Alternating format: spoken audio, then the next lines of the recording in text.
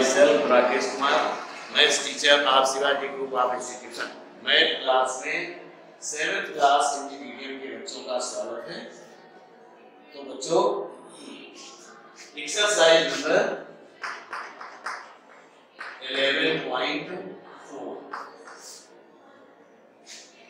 Exercise number 11.4 में question number 1 है आपका। क्वेश्चन नंबर 1, निम्नलिखित चित्र में कोण PSQ का मान ज्ञात कीजिए। क्वेश्चन है, निम्न चित्र में तो एक इस प्रकार से चित्र बना हुआ है, इस तरीके से एक चित्र बना है। PQRS इसने कहा एंगल PQR, एंगल PRQ का मान आपको ज्ञात करना है। तो एंगल PRQ इक्वल्स टू, इसका मान ज्ञात करना है। तो angle PRQ is equals to angle PSQ। अब क्यों? एक ही वृत्तखंड के कोण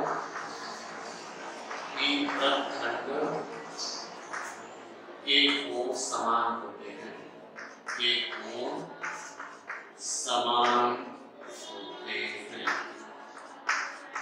इसलिए ये समान होंगे, यानी ये कोण इस कोण के बराबर होगा।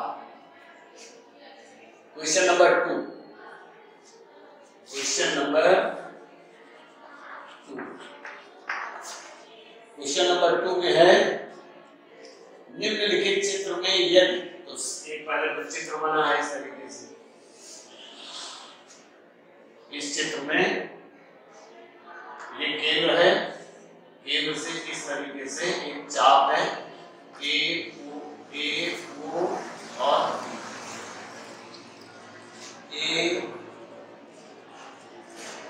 PQ TS, ये P और Q है, P इधर है, S इधर है और ये PQ TR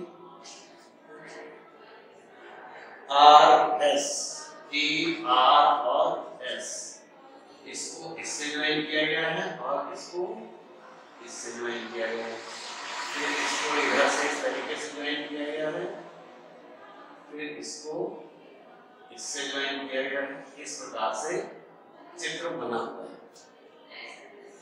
R angle X है, ये X डिग्री है। इस प्रकार से पूछा गया है, चित्र में PQR is equals to X अंश, एंगल PQR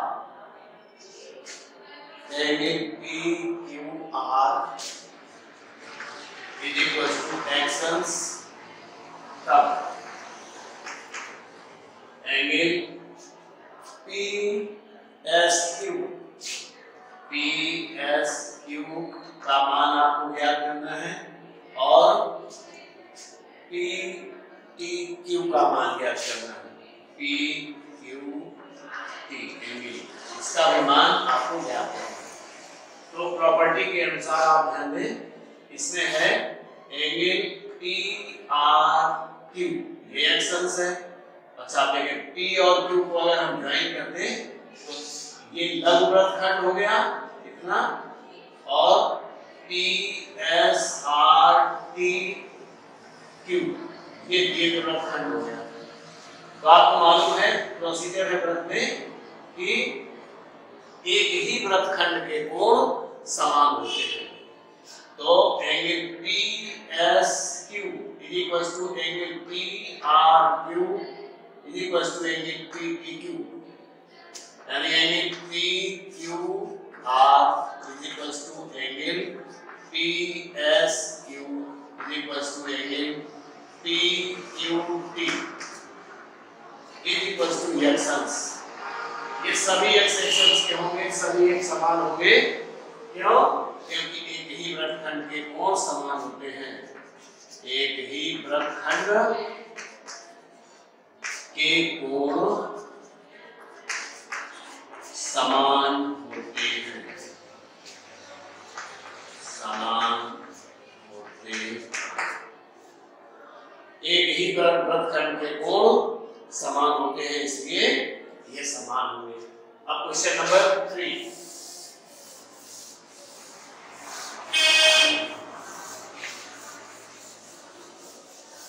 क्वेश्चन नंबर 3,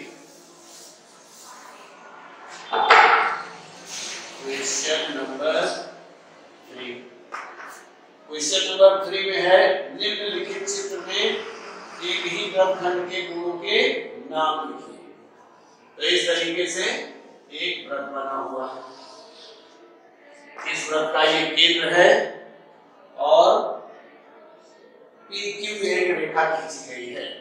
इस तरीके से PQ, एक पॉइंट इधर है और एक पॉइंट इधर है, इससे इसको ज्वाइन किया गया है और इससे इसको ज्वाइन किया गया है। इसी तरीके से इसको इस तरीके से ज्वाइन किया गया है। नीचे भी दो पॉइंट हैं, एक इस तरीके से ऐसे ज्वाइन किया गया है और सेकंड इस तरीके से ज्वाइन किया गया है। क्लियर? ऐसा बना हुआ है। PSU नीचे, S और U, ऊपर क्या हो रहा है? QTR, T और R। ये इस प्रकार से एक ही वृत्तखंड के कोण पूछा गया है। तो एक ही वृत्तखंड यानी दीर्घ वृत्तखंड, वृत्तखंड दीर्घ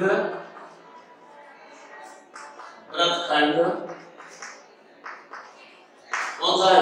PRTQ, PRTQ में बने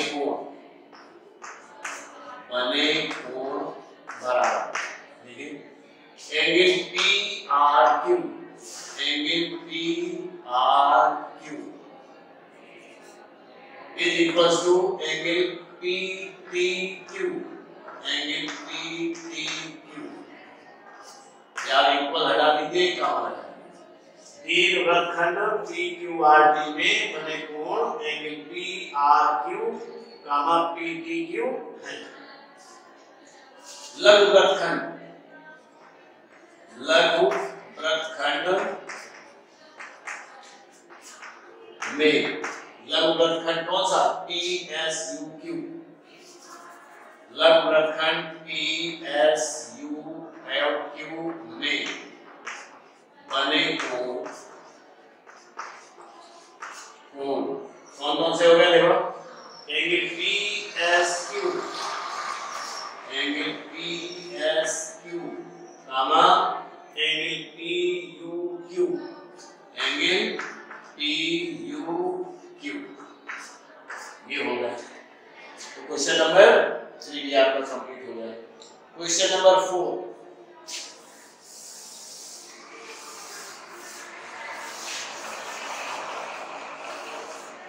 क्वेश्चन नंबर 4 में है, क्वेश्चन नंबर 4 है निम्नलिखित चित्र में बने कोण एंगल ACB बराबर 45 अंश, तो ADB का मान ज्ञात कीजिए। तो देखिए इस प्रकार से एक चित्र बना हुआ है, इसमें एक जीवा खींची गई है और दो पॉइंट इधर है, इसको इससे ज्वाइन किया गया है और इसको इससे ज्वाइन किया गया है। इस प्रकार से एक फिगर बना हुआ है। ABDC, ये A है, B है, ये D है और ये C, ये कोण आपका 45 डिग्री है। पूछा गया है कि ADB का मान, एंगल ADB का मान बताओ। तो एंगल ACB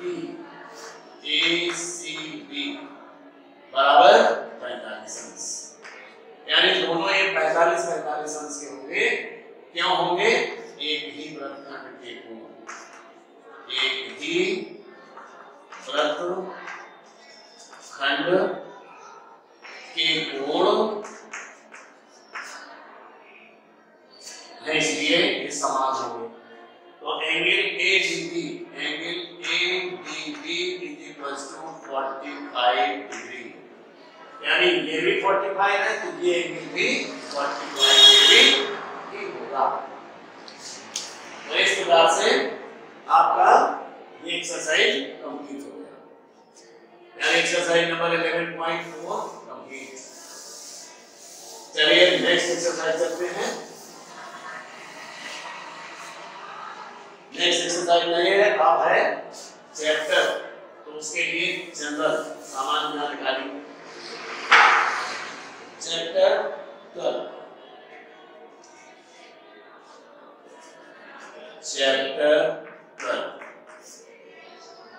है परिमाप और क्षेत्रफल। परिमाप और क्षेत्रफल।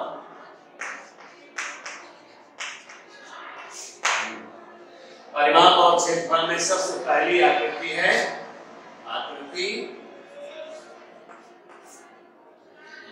रेक्टेंगल या आयत। फर्स्ट आकृति हो गई आयत।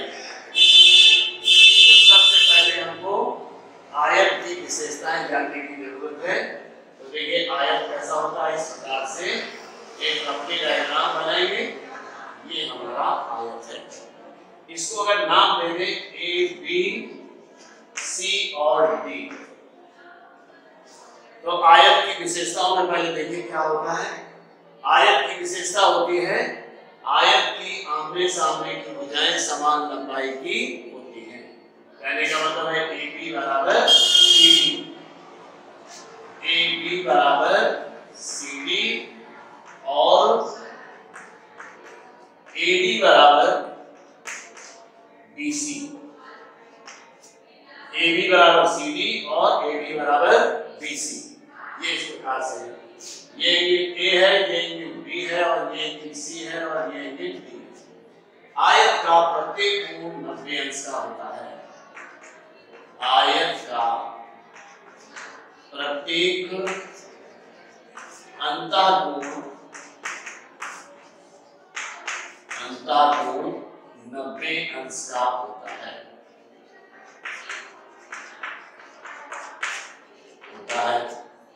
आयत के दोनों विकर्ण समान लंबाई के होते हैं। यानी AC बराबर BD इस प्रकार से, तथा AC और BD एक दूसरे को मध्य बिंदु पर प्रतिच्छेद करते हैं।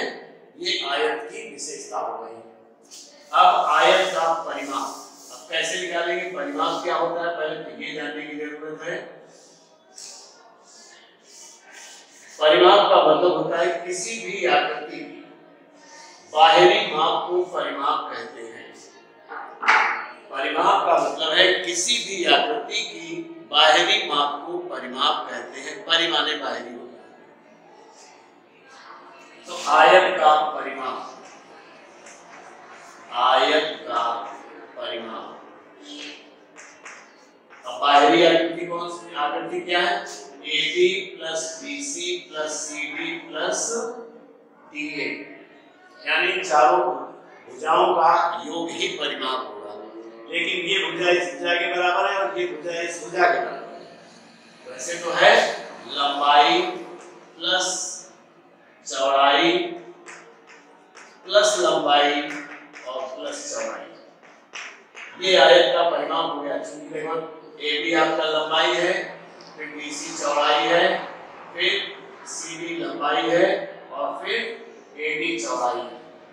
अगर हम इनको जोड़ दें तो ये परिमाप हो जाएगा। तो इसको अगर हम कहें तो लंबाई और लंबाई दो बार है, तो 2 लंबाई और प्लस 2 चौड़ाई, 2 बार चौड़ाई भी लिखा है, बराबर तो दोनों में मिल रहा है, इसलिए 2 कॉमन हो गया, तो 2 हमने कॉमन ले लिया और ब्रैकेट में क्या आ गया, लंबाई प्लस चौड़ाई।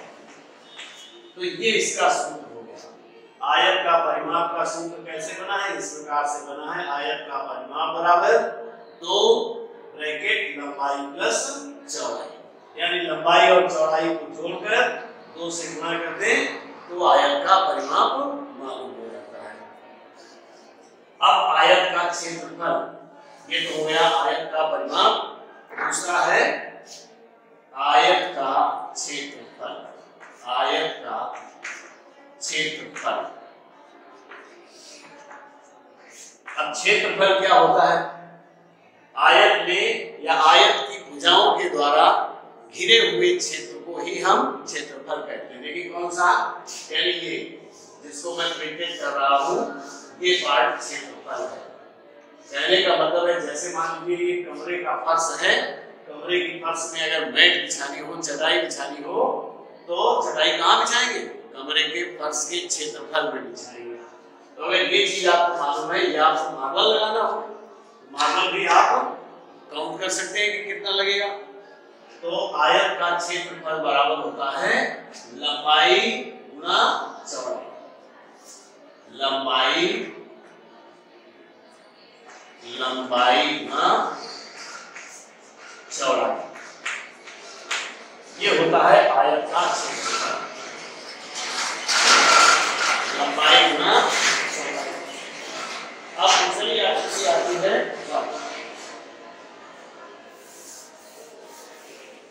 ये बात में सभी को लिख करके और याद भी कर लें।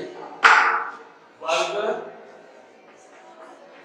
और वर्ग की विशेषता क्या होती है, वर्ग एक इस प्रकार से आकृति होती है, मैं अपनी डायग्राम में बना रहा हूं ऐसे, ए बी सी और डी। तो वर्ग की विशेषताएं पहले देखें।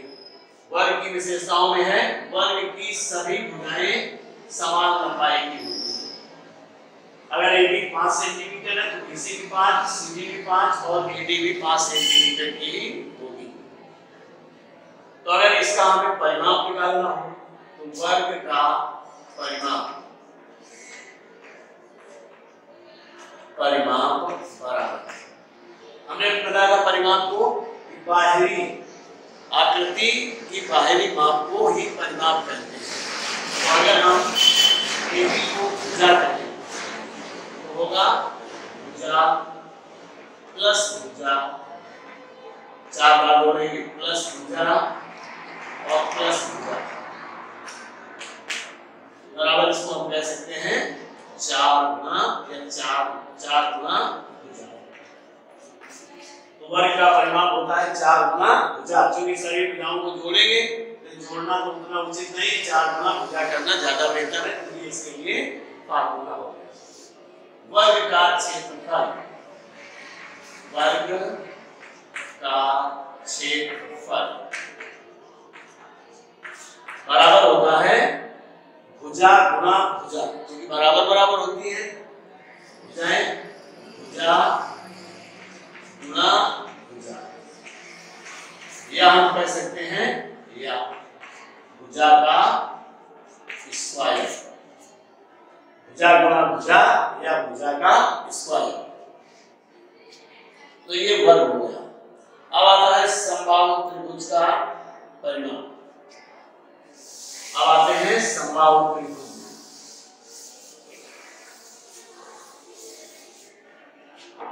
समबाहु त्रिभुज,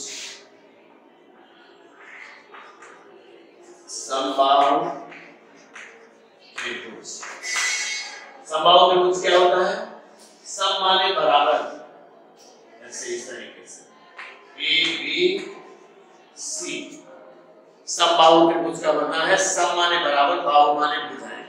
जिस त्रिभुज की सभी भुजाएं समान हो तो वो त्रिभुज समबाहु कहलाता है। यानी अगर BC जितनी हो उतनी AC हो और उतनी ही AB हो तो ये त्रिभुज समबाहु त्रिभुज होगा। अब इसका परिमाप अगर ज्ञात करना है तो ये सभी भुजाएं बराबर बराबर, तो 3 भुजाएं हैं तो समबाहु त्रिभुज का परिमाप परिमाप बराबर 3 गुणा भुजा। समबाहु त्रिभुज का परिमाप हो गया 3 गुणा भुजा। चाहे हम कहते भुजा प्लस भुजा प्लस भुजा तो 3 भुजा होता, तो 3 गुणा भुजा हो गया। आगे होगा अब बहुभुज का परिमाप, बहुभुज का परिमाप, बहुभुज का परिमाप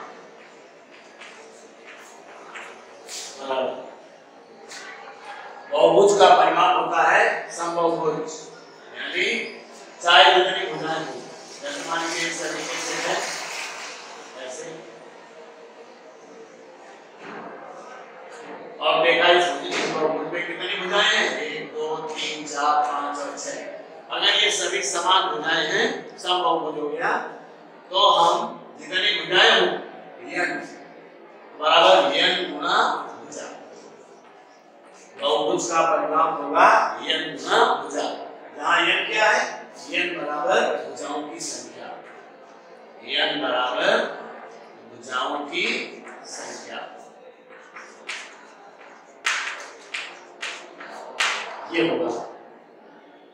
फिर आता है खंडभुज का परिमाप। अब अगर ये जिसमें 6 भुजाएं हैं, 6 भुजाएं हैं और सभी समान भुजाएं हैं, तो हम क्या कह सकते हैं, खंडभुज, समखंडभुज, समखंडभुज का परिमाप बराबर 6 गुना भुजा। 6 गुना भुजा क्यों, क्योंकि खंडभुज का मतलब है 6 भुजाओं वाली समान आकृति, 6 समान भुजाओं की आकृति को खंडभुज कहते हैं। समखंडभुज तो 6 गुना भुजा। चलिए अब आता है व्रत।